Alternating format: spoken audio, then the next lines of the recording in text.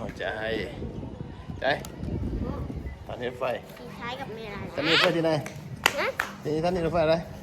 ต่าง ไหนดู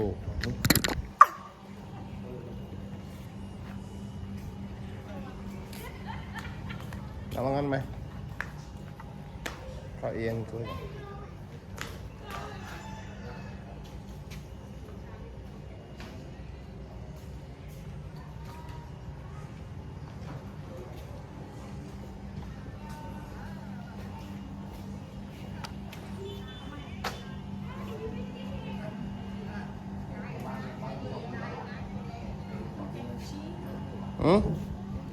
นู่นห้องน้ำนู่น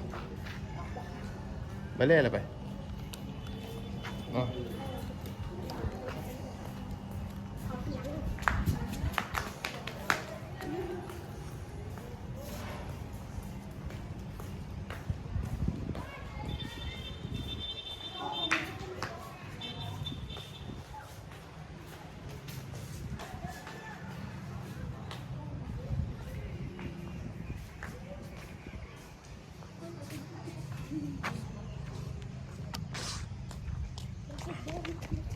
ปวดฉี่ไม่ไหวแล้ว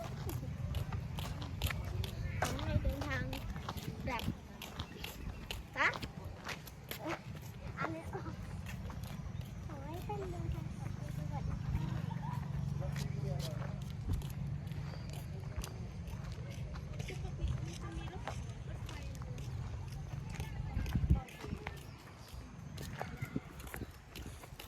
ไม่เป็นไร